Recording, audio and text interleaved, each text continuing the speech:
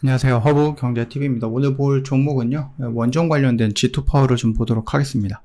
일단 뭐 뉴스를 나오니까, 그리고 여러분들은 그 대선 토론을 좀 보셨을 거라고 좀 생각을 하는데, 그 내용에 대해서 좀 말씀을 드려볼게요. 일단 미국 같은 경우는 뭐예요?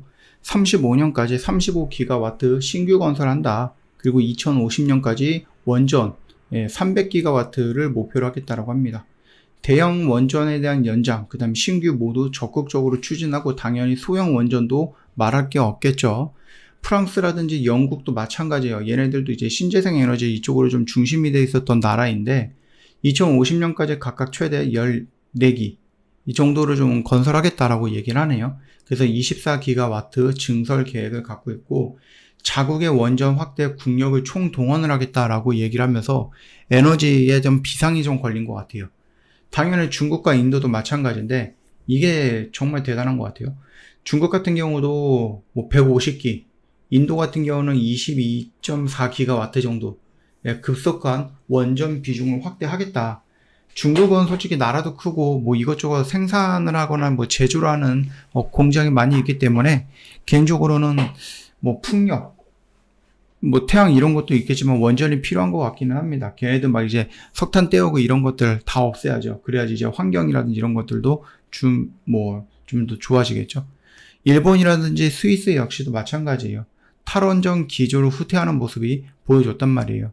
그래서 탄소 중립, 에너지 안보 관점에서 주요국 모두 원전 확대를 국책으로 삼고 있는 부분입니다.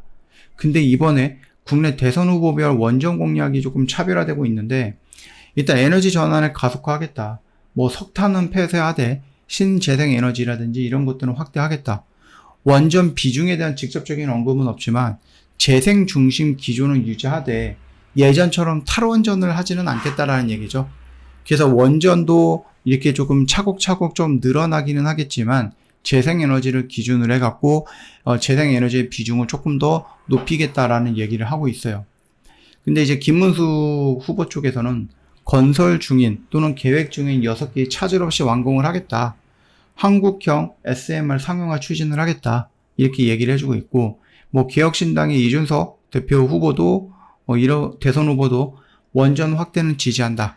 AI 발전을 위해서 안정적 전력 공급은 필요하다. 이렇게 얘기를 하고 있어요. 그렇기 때문에 문재인 정권에서 보여줬던 탈원전에 대한 그 정책은 없어진 거라고 보시면 됩니다. 다만 더불어민주당이 여전히 신재생 에너지를 중심으로 해서 원전까지 같이 간다. 이런 느낌이에요. 그래서 다른 나라들이 원전을 적극적으로 키우겠다라고 하는 것과는 조금 다른 방향일 수도 있겠다라는 생각을 하고 있어요. 현행 전력 수급 기본 계획을 좀 놓고 본다고 했을 때 2023년 약 30% 원전 비중을 2038년에 약 35% 정도로 단계적으로 상향을 하겠다라고 얘기를 해주고 있는 부분이에요. 일단은 뭐 정책 설계할 시 고려해야 될 부분들도 당연히 있겠죠. 당연한 것은 뭐예요? 일단은 뭐 민주당이 얘기했었던 뭐 폐기물이라든지 아니면 뭐 글로벌 사고라든지 뭐 이런 여러 가지 것들까지 다 놓고 본다고 했을 때 과연 원전이 풍력과 재생에너지보다 월등히 좋은 것인가라는 물음표가 붙는다. 뭐 이게 민주당인 것 같고요. 뭐 윤석열 정권에서부터 이어왔던 국힘은 원전, 오직 원전 이렇게 좀 얘기를 하고 있는 것 같긴 합니다. 결국은 다 필요할 것 같아요.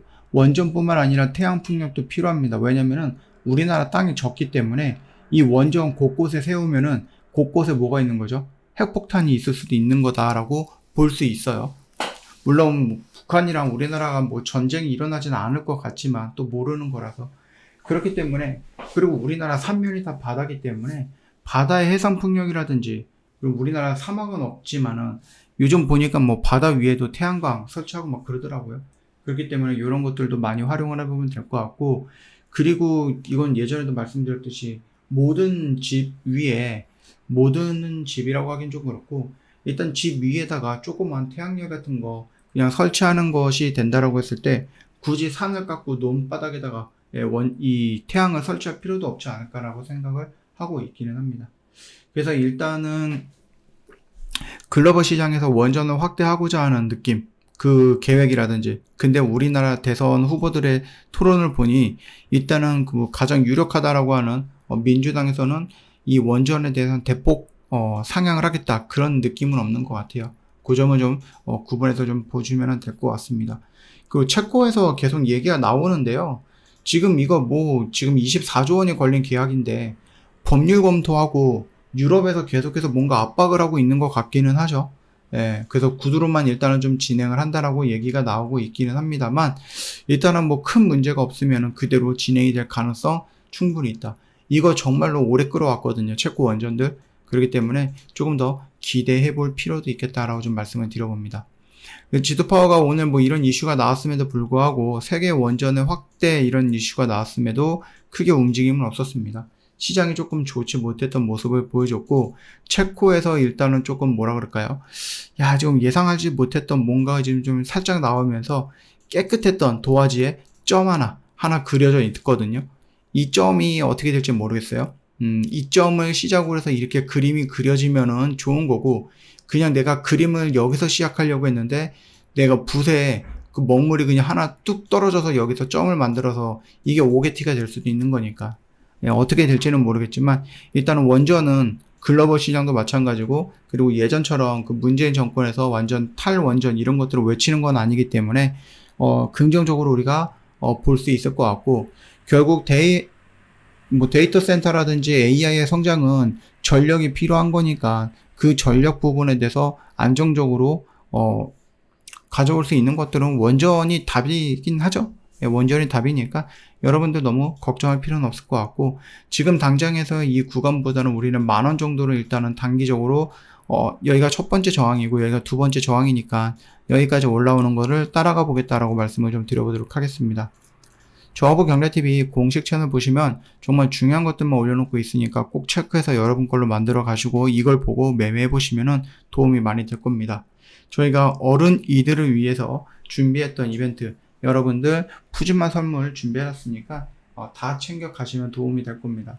저희가 꾸준하게 몇 주 동안 여러분들한테 말씀을 드렸는데 저희 2분기를 준비하는 종목들이 있어요.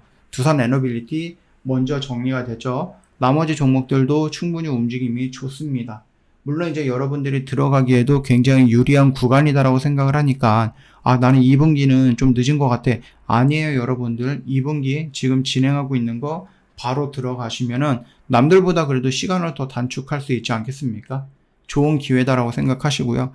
2분기가 끝나면 이제 여름이 시작입니다. 여름한테 여름 뭐 합니까? 여름 뭐 방학이라든지 아니면 뭐 휴가 이런 것도 가셔야 될 거 아니에요?